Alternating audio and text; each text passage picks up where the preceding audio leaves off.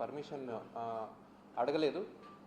దీంట్లో ఇంకొక main point ఏమంటే మొత్తం ఈ జర్నీ మొత్తం మనకి మెయిన్ హైవే పాయింట్ అంటే NH44 కావచ్చు, NH40 కావచ్చు, మొత్తం హైవేలో వెళ్తుంది కాబట్టి మనకి మొత్తం హైవేలో ఇంపార్టెంట్ స్కూల్స్, కాలేజెస్ ఉన్నాయి. ప్లస్ కర్నూలు ఒకటి మేజర్ మెడికల్ హబ్ లాగా చుట్టుపక్కల ప్రాంతం నుంచి తెలంగాణ, ఏపీ నుంచి మేజర్ మెడికల్ ఎమర్జెన్సీ కావచ్చు లేదా ఫర్దర్ రెఫరెన్సెస్ కావచ్చు, చాలామంది పేషెంట్స్ వస్తారు. సో ఇవన్నీ దృష్టిలో పెట్టుకొని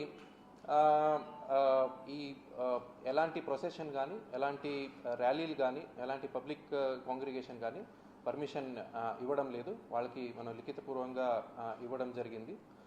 సో ఫస్ట్ ఆఫ్ ఆల్ ఇది హైవే ప్లస్ వాళ్ళు పర్మిషన్ అడగలేదు కూడా. వాళ్ళకి ఇన్ కేస్ ఈ ప్లేసెస్లో ఇంతమంది వస్తారు, పర్మిషన్ ఇవ్వండి అని అంటే మేము పోలీస్ పరంగా మొత్తం హోంవర్క్ చేసి ఎక్కడికి ఎంతమంది బందోబస్తు ఇవ్వాలి, ఎంతమంది మనం అరేంజ్ చేయాలి, ఎలాంటి ప్రికాషన్స్ వాళ్ళు తీసుకోవాలి వాళ్ళకి చెప్పడం కానీ అవన్నీ జరిగేది.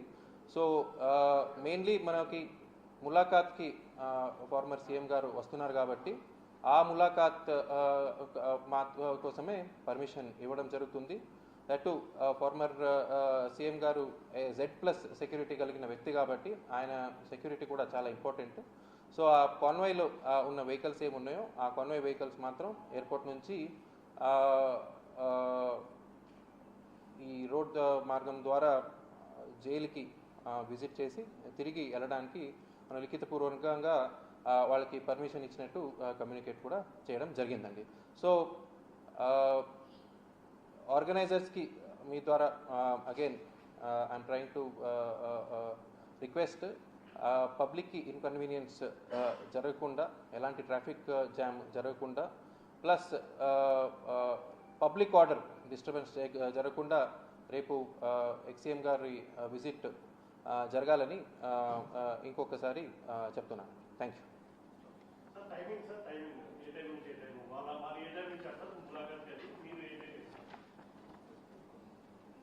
ములాఖాత్ టైం 12:30కి ఇచ్చారండి, బట్ అది ఫ్లెక్సిబుల్ ఉంటుంది, అది jail rules. But as per minute to minute program 10:50కి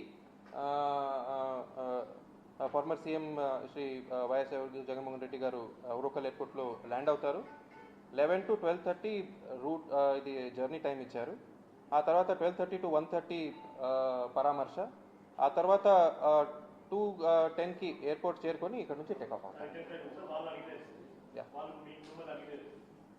అంటే మనకి అఫీషియల్ మనకి